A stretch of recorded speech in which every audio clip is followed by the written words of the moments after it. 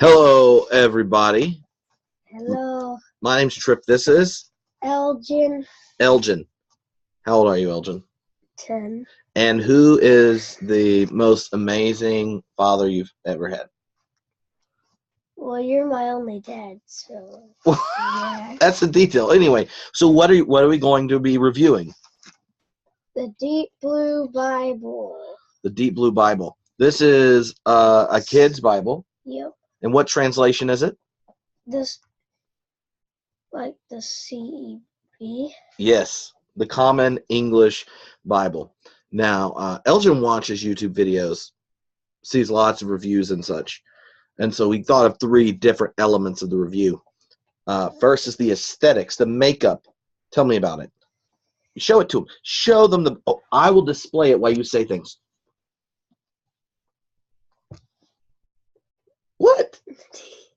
Were you just gonna laugh at me? You aren't gonna tell them about the flappy flap? I don't know if that's a technical name. Well, it's leather, and this leather is not super breakable, but if you don't be careful with it, like up on these flap things. So if you decide to start picking at your Bible, yeah. you should pick at the text, not the side. But I like the color. What do you think? Yeah. And I like the and it's Carolina blue. So this is more for Carolina fans and not Duke fans. Yeah. Yeah, okay. That's reasonable. Plus, why would a Duke fan read the Bible? Because they're working on becoming a Carolina fan. That's the correct answer. And, okay, tell us about the layout. The layout is mostly like it goes from the pages are very like thin. Like a Bible. Yeah, like normal Bibles. And there is like pauses during it, like the sailboat and the umbrella that you saw. Yeah. So over Lent, we read Jonah and the Gospel of Mark together. Yep. And so this was one of the life preservers you like. So throughout it, there are these little inserts, variety of different types to help new readers. Because this is the first time you read like an adult Bible. Yeah. Well, I have one, but I'm gonna read. You haven't read the whole gospel in a couple weeks. So this is what it said for one of the life preservers we liked. It was in Mark chapter 5 where there are demons. You try to avoid them, right? Yeah. Okay. It said, why are there stories about people with demons? Good question. And Elgin likes to ask lots of questions while we read. And it says, in some places, people believe in demons or evil spirits. It is common for these people to believe that diseases are caused by evil spirits. Some also believe the only way for a person to be healed of demons is by throwing the demon out of the person's body in a process called exorcism. Through prayer, they believe the power of the demon or evil spirit will be released from the sick person's body, and he or she will be healed. Jesus healed people who were sick or disabled or said to be possessed of demons. Wise doctors today help us understand that people can act strangely if they are mentally or physically ill. It doesn't happen often, but sometimes a person can behave with so much cruelty that we use the word demonic to describe their evil deeds. Jesus wants us to understand and help care for people and to pray for their healing just like he did. So, what do you think? Yeah. Yeah, but I mean, the question of demons. Does that? What about the song Demons? By Imagine Dragons? That explains nothing about demons. I don't know. This is not an Imagine Dragons review, Elgin. But you like Imagine Dragons? Yes. Yeah. Well, I know that when we were talking, kids like it. Why can't adults like Imagine Dragons? Adults can. Because the band is made of adults. They're all adults in the band. Yeah. Yeah, adults can like the Imagine Dragons. Okay. We're reviewing a Bible, and I just come up with Imagine Dragons. You're silly. So, so there are inserts like this, which, as a parent, a lot of times when you get asked questions around, oh, what about angels? What about demons and stuff like that in the Bible? You have to come up with something to say. And here it gives some resources and ones that make you think that you're smart enough to understand that back in the day, if someone was mentally ill or physically ill, one way they talked about it was that they were demon possessed. But that doesn't mean, like if you had the flu or influenza, as I was learning at school, what the real thing was.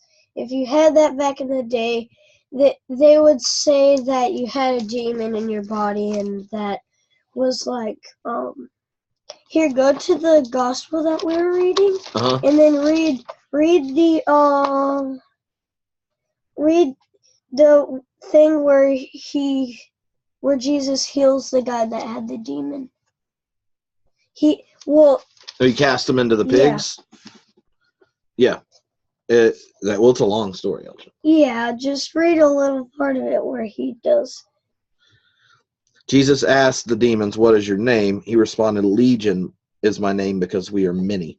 And they pleaded with Jesus not to send them out of that region. A herd of pigs was feeding on the hillside. "Send us into the pigs," they begged. "Let us go into the pigs." Jesus gave them permission, so the unclean spirits left the man, went into the pigs. Then the herd of 2,000 pigs rushed down the cliff into the lake and drowned. Yeah, that was the part that I was. That's a lot of pigs. What, 2,000? That's a lot of pigs. Yeah. That's a lot of wet bacon. Well, what about turkey bacon?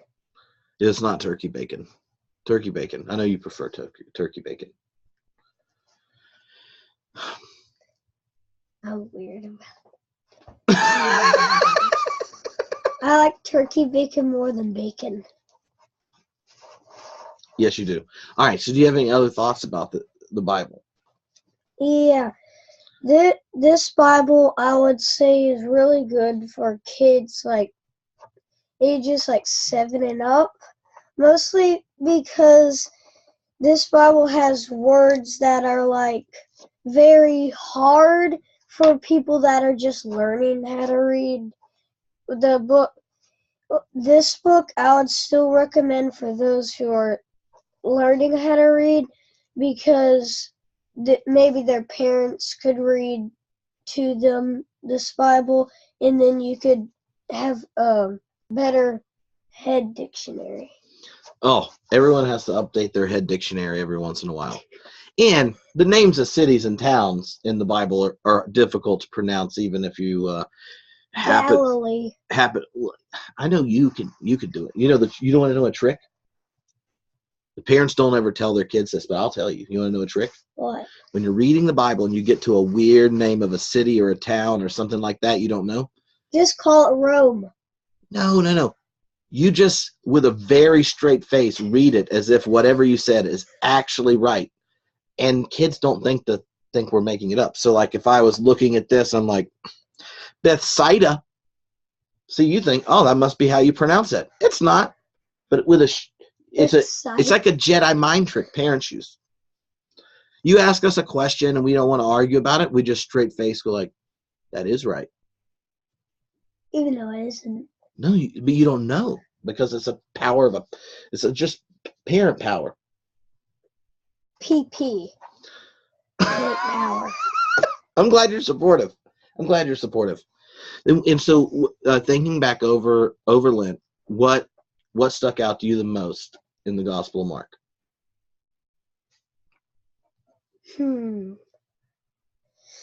Mostly, what I was thinking during this is mostly like, why would one of his own disciples just betray him? Mm-hmm. Or betray, whichever way. Have you ever felt betrayed by a friend? Yeah. That stinks, doesn't it? Yeah, you're like a really good friend with somebody, and then they just leave you. Mm-hmm. At least they didn't get you killed. I would have been really disappointed.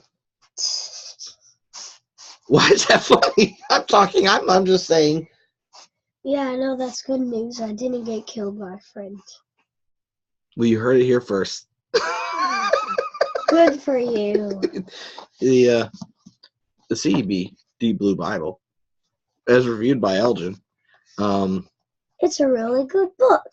Yeah, he supports it, and as his parent, I support him having friends that don't betray him, and if they do, they don't lead to his death.